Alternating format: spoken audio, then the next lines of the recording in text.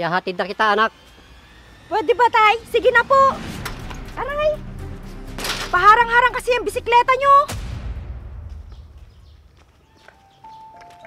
O anak, papasok ka na ba sa trabaho?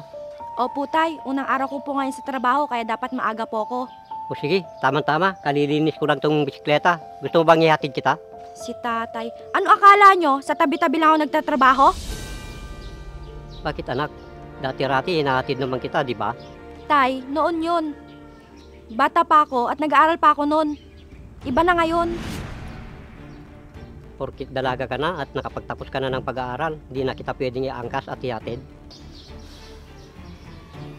Ano yung panghatid nyo sa akin? Yung luma at sira-sirang bisikleta na yan? Gagawin nyo pa akong kahiya-hiya sa harapan ng mga katrabaho ko? Kala ko kasi, ayos lang sa'yo, kagaya nung hinahatid kita sa eskwelahan. Noon yun, tay. Iba na ngayon. Diyan na nga kayo.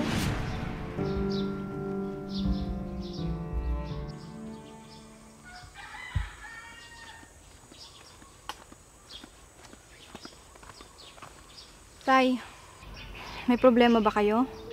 Wala naman, iniisip ko lang yung kapatid mo. Simula nung nakapagtapos siya at nakahanap ng trabaho, binaliwala na niya ako. Bakit mo naman nasabi yan, tay? Parang ayaw na niya kasing magpatid sa akin at parang ayaw na niyang sumakay sa bisikleta.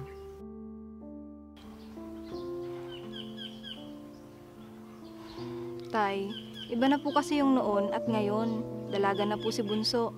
Alam ko naman na iba na kayo ngayon at napakalaga sa akin ang bisikletang yan.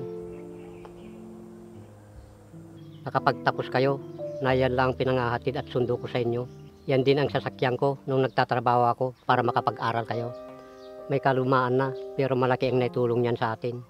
Hindi naman po namin nakakalimutan yun, tay. Pero sana, maintindihan nyo na yung trabaho po namin hindi na dito sa lugar natin. Sige po, tay. Aalis na po ako at may trabaho pa ako. Sige anak, mag-iingat ka. Sige po.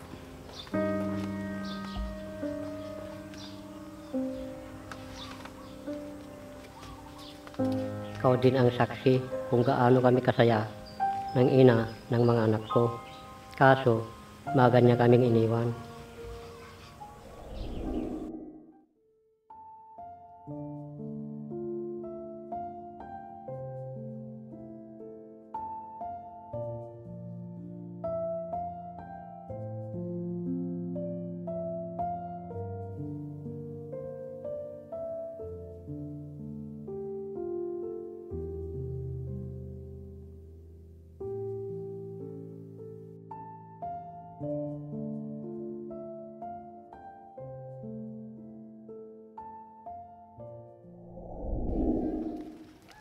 Anak, kumain ka na ba? Nakapagluto na ako ng almusal sa kusina. Hindi na po, tay. Nagmamadali po ako. Hindi na po ako kakain. Ihahatid na kita, anak. Pwede ba, tay? Sige na po. Aray! Paharang-harang kasi ang bisikleta nyo. Ay, sinsya ka na, anak. Nakalimutan kong itabi. Oh, anong nangyayari dito? Oras na makita ko pa yung bisikleta na yan dito. Ibibigay ko na yun sa nagbabakal bote. Mercedes, ano ba? Huwag kang ganyan kay tatay. Hay naku ate, kinakampihan mo pa si tatay. Sige na, aalis na ako. Tay, ayos ka lang ba? Hayaan mo na yung kapatid mo. Kasalanan ko rin. Hindi ko tinabi yung bisikleta. Gusto ko lang naman ibalik ang dati. Ang ipaghanda kayo ng almusal at ihatid sa eskwelahan. Tay, ilang beses ko bang sasabihin sa inyo? Oo anak, alam ko. Pasensya na kayo. Simula ngayon, hindi ko na kayo kukulitin.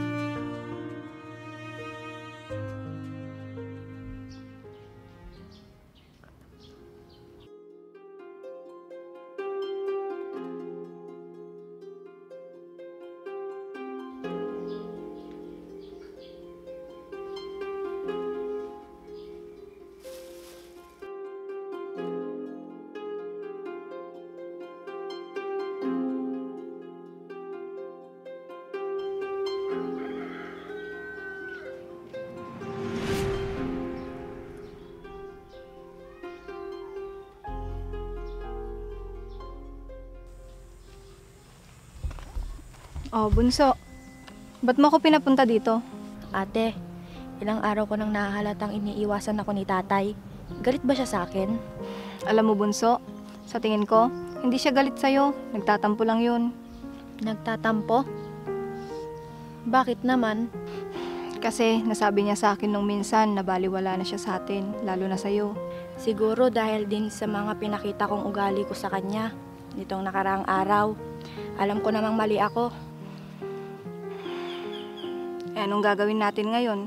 Lalong sumama yung loob niya nung sinabi mong ipapamigay mo yung bisikleta niya. Ate, nasabi ko lang yun noon nung nasaktan ako dahil nabunggo ako sa bisikleta ni tatay. Pero hindi ko naman gagawin yun, no? Kahit na, alam mo naman kung gaano ka-importante ang bisikletang yun kay tatay. Halos kakambal na ni tatay yun kung anong merong buhay tayo ngayon. Ate, tulungan mo naman ako mapasaya si tatay para makabawi tayo. Sige bunso, ano bang naiisip mo? Ano kaya kung... Ano, ayos na ba lahat? Oh, ate, nakaayos na lahat. Mga anak, anong okasyon? Bakit maraming handa sa loob? Wala naman po, tay. Namiss lang po namin kayo. Nakasalo kumain. Oo nga po tay, matagal na po kasi tayong hindi nagkakaharap at nagkakasabay kumain. Di ba may mga trabaho kayo? Bakit nandito kayo? Umabsent po kami ni ate para makasama po kayo. Tay, pasensya na po kayo kung naging abala po ako sa trabaho. Hindi ko po alam na iniisip niyo po na binabalewala ko po kayo. Ganon din po ako tay, pasensya na po kayo. Tsaka tay, may sorpresa po kami sa ni ate. Opo tay, luma na rin kasi yung bisikleta nyo. Isa pa, alam naming masyado na kayo napapagod, kakapadyak, simula nung bata kami. Bakit? Anong ibig niyo sabihin? Anong balak niyo sa bisikleta ko? Tay, wala po kaming balak gawin ni Mercedes sa bisikleta nyo. Siguro tama din tay na pagpahingahin na din natin yung bisikleta nyo. Oo nga po tay, halika, may sorpresa po kami sa inyo.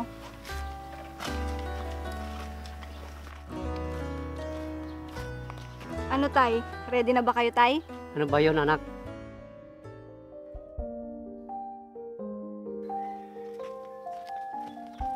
Ang ganda nitong motor na to, ah. Siguro mahal ito. Teka, kanino ba itong motor na to? Sa inyo po to tay, para hindi po kayo mapagod kakapadyak araw-araw. Pinag-ipunan po namin ni Bunso yan tay. Pasensya na po kayo kung hindi bago. Pero malaking tulong na rin po yan para sa pang-araw-araw natin. Maraming salamat sa inyo, mga anak. Akala ko baliwala na ako sa inyo at saka yung bisikleta ko. Tay, hindi porket napag-aral nyo po kami, basta-basta po namin kayo babaliwalain. Tay, hindi po mangyayari yon. Mahal na mahal po namin kayo. Mahal na mahal ko kayo, mga anak.